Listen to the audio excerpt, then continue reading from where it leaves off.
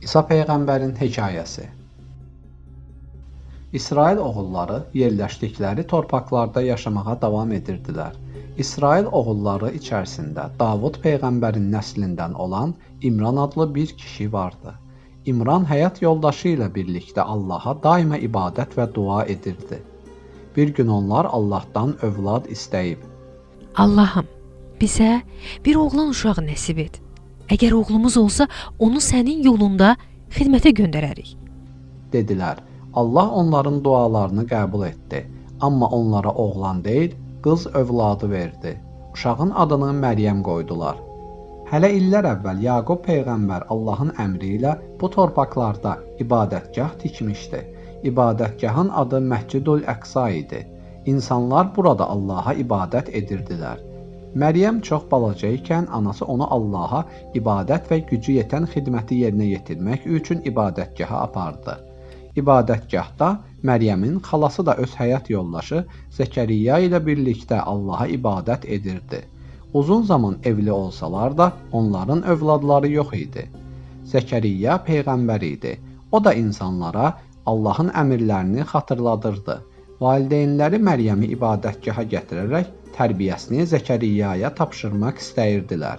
Lakin ibadətgahda olan digər insanlar da Məryəmi himayə etməyi arzu edirdilər. Bunun üçün püşk atmaq qərarına gəldilər. Hər kəs qələmini çaya atmalı. Kimin qələmi suyun axınının əksinə getsə, uşağı o himayə etməli idi. Hər kəs qələminə işarə qoyub çaya atdı.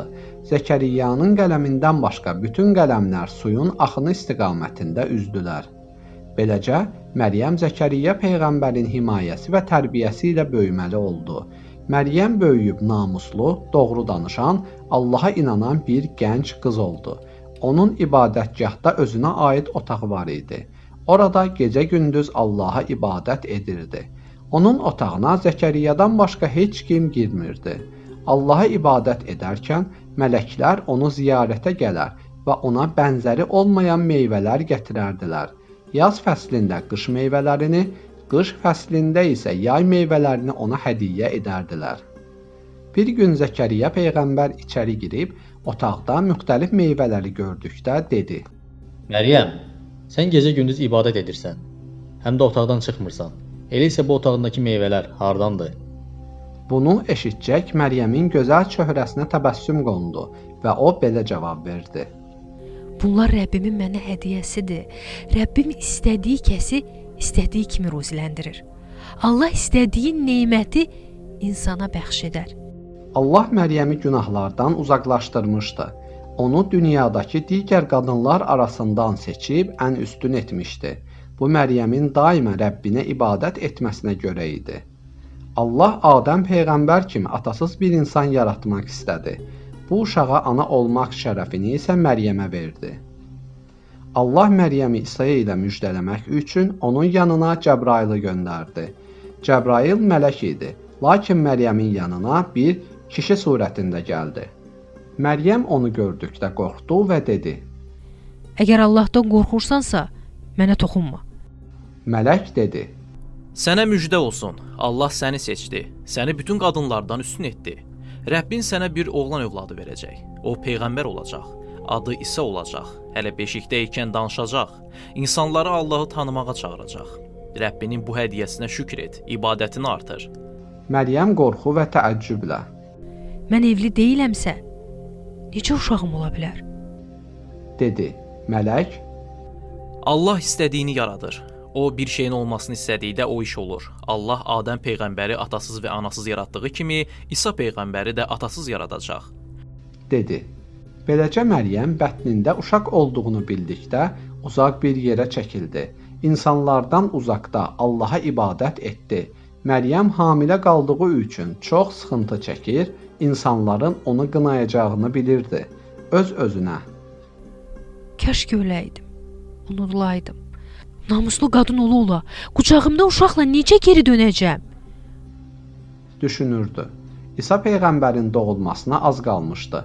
Doğuş sancıları Məryəmi bir xurma ağacının gövdəsinə söykənməyə vadar etdi. Elə bu an Məryəm bir səs eşitdi. Üzülmə, Rəbbin səni ayağının altından bir bulaq axıtdı. Xurma ağacının gövdəsini özünə tərəf silkələ ki, üstünə yetişmiş xurmalar tökülsün. Onları nuş-i canla ye. Səndən uşağının doğulması barədə soruşanlara işarə ilə bu gün Rəbbim üçün oruç tutmuşam. Heç kəslə danışmayacağam de. Məryəmlə danışan yenə də Cəbrail idi. Məryəm yeni doğulmuş, gözəl çöhrəli körpəsinə sevinclə baxdı. Ona İsa adını verdi. Körpə İsanı qucağına alıb yaşadığı şəhərə doğru getdi. Onu qucağında uşaqla görənlər heyrətlənirdilər. Əxlaqına bələd olsalar da dedikodu edirdilər. Şeytan yenə fürsət tapmışdı. İnsanlarda iftira yaymaları üçün çirkin fikirlərin yaranmasına çalışırdı. Bir gün qonşulardan biri Məryəmə: Ey Məryəm, sən yaramaz bir iş tutmusan. Sənin nə atan pis kişidir, nə də anan əxlaqsız idi. Bəs sən niyə belə oldun? Heç utanırsanmı? dedi. Məryəm isə susub heç bir söz söyləmədi. Beşikdəki körpəsini göstərərək iftira edənlərə Bundan soruşun. demək istədi. Onlar: Biz beşikdə olan ilə necə danışa bilərik? Sən bizə ələ salırsan? dedilər. İnsanlar Məryəmi belə günahlandırarkən körpə dilə gəlib: Mən Allahın elçisiyəm. İnsanları doğru yola çağırmağım üçün Allah mənə kitab və peyğəmbərlik verdi. Yaşadığım müddətdə ibadət etməyimi, zəkat verməyimi və anama hörmət etməyimi buyurdu. dedi. Yenə də iftiraların ardı arası kəsilmirdi. İnsanlar Allahın qüdrətini görə bilmirdilər. Allah Adəm peyğəmbəri anasız atasız yaratmışdı. İsa peyğəmbəri də onlara imtahan olması üçün atasız yaratmışdı. İnsanlar isə bunu anlamaq istəmirdilər. Zəkəriyya peyğəmbərin uzun illər övladı olmurdu. Artıq yaşlanmış, sümükləri zəifləmiş, saçı və saqqalı ağarmışdı. Həyat yoldaşı da çox qoca idi. Onlar yaxşı əməllərdə bir-birlərini ötməyə çalışırdılar. Allahı sevərək ibadət edirdilər. Bir gün mələklər Zəkəriyya peyğəmbərə Yəhya adında bir oğlan uşağının dünyaya gələcəyi müjdəsini gətirdilər. Zəkəriyya peyğəmbər dedi: Özüm də arvadım da belə qoca ikən necə övladımız ola bilər? Bu Allah üçün çox asandır. Axı o sənin özünü də sən heç bir şey deyilkən yaratmışdı. Zəkəriyya peyğəmbər buna əmin olmaq üçün bir əlamət istədi. Onun əlaməti sağlam olsa da 3 gecə adamlarla danışa bilməməsi oldu. Beləcə o, sağlam ikən 3 gün danışmamağı bacardı. Xalqın qarşısına çıxıb onlarla işarə ilə danışdı. Lakin yenə də Allaha ibadətinə davam etdi. Günlərin bir günü Yəhya adlı oğlu dünyaya gəldi. O günahlardan uzaq olan və Allaha ibadət edən əməli salih bir insan idi. O həm də ata-anasına qarşı qayğıkeş idi. Sonradan Allah Yəhyaya da peyğəmbərlik verdi. O da babaları Yaqub, İshaq, İbrahimin yolunu davam etdi. İnsanları Allahın doğru yoluna çağırmaqda İsa peyğəmbərə kömək etdi. İllər keçmiş, İsa artıq böyümüşdü. Allah İsa'ya Tövrat kitabını öyrətmişdi. Musa peyğəmbər kimi ona da kitab vermişdi. Bu kitabın adı İncil idi. Kitabda insanları doğru yola çağırmaq buyurulurdu. İsa xalqının yanına gedərək: Mən sizə göndərilmiş bir elçiyəm. Sizi yaxşılıq etməyə, pislikdən uzaq durmağa və Allahın əmrlərinə tabe olmağa çağırıram, dedi. Xalqı ona inanmasa da İsa ümidini itirmədi. Onlara öyüd-nəsihət verərək Rəbbinin əmrlərini çatdırdı. Bir gün İsa peyğəmbər xalqına səslənib: Ey İsrail oğulları, Rəbbim məni doğrudan da bir elçi göndərdi. Mən həm də məndən sonra gələcək Əhməd adlı peyğəmbər barədə sizə müjdə vermək üçün göndərildim, dedi.